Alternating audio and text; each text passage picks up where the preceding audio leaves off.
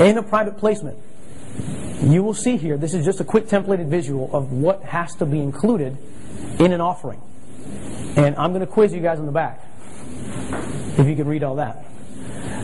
Basically gives you the summary, basically the history about the company. Typically, by the way, one of the risk factors that it says is, hey, by the way, this company was just made yesterday. Right? And so therefore, it has no history, so there's no background on this particular company, so you're at your own risk. Now, everybody knows when you're doing a new venture, I'm not going to give you the company I've had for 20 years because that company's already established. The partnership now is with this new company, and we're going to buy XYZ. Do you follow? So it's just a disclosure that has to be there to explain to the investor, look, this company is not Coca-Cola. You follow? So it sounds like doom and gloom, but it's just telling you everything right up front. In legal language, it talks about the risk factors. In fact, risk factors all the way through X. Now, when we first did a private placement, I am not going to lie to you. We go out and, I'm excited. Can you guys tell I'm excited? So I'm excited. We're going to do this deal. We're so excited. Blah, blah, blah, blah, blah. We get through it, right? I get like 10 commitments. Yes, 100,000 each. And I'm like, dude, this is going to be so easy. And now we're going to put the money in these deals, da-da-da. We sent the private placement documentations, and my phone's not ringing. So I'm calling people. What's going on? What's the deal? And they're like, oh my God, I didn't realize that.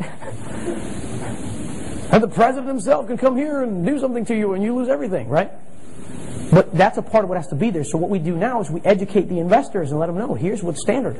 Now, here's the difference. When you're dealing with an accredited investor, he's seen these. So you know what he does? Oh, risk factors. Basic risk factors. Let's go to the business plan. Because a solid investor already knows that there's risk involved, right? It's an investment. He could care less about the risk. He already knows what the risk is. What he wants to know is, does your plan make sense? The second thing he wants to know is, do you know what the heck you're talking about? Right?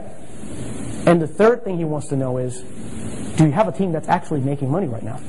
Right?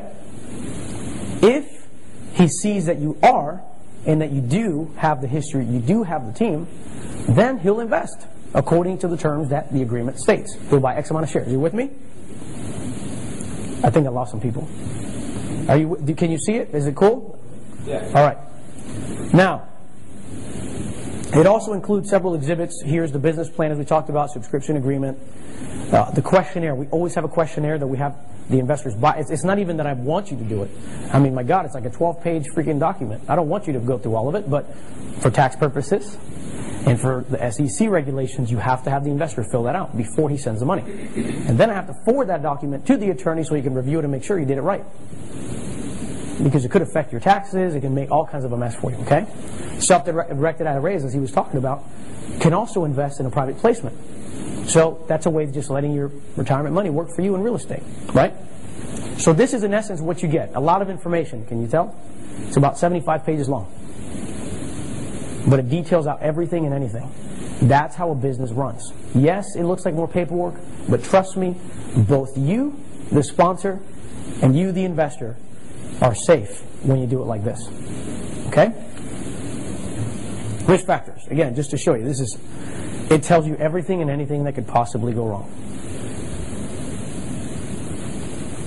So, just want to let you know that that's a part of it. So you just explain it to the investors and go in for the business plan and show them the history.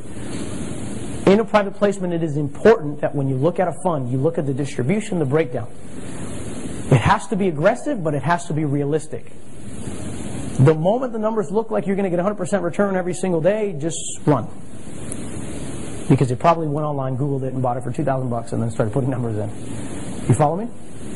It's got to be realistic, but it has to be aggressive. Because that's the reason why you're investing, right? To make money. So if it's paying you less than a bank, why would you do it? But if it's giving you a pretty solid return, and it's done the right way, why wouldn't you do it? Right? So both as a sponsor, I'm speaking to you as a sponsor if you're going to be a sponsor, or both as if you were going to be an investor with me. These are the things that I would have to show you and cover to show you exactly what our game plan is and to let you know that we know what we're doing. You go to the other part again.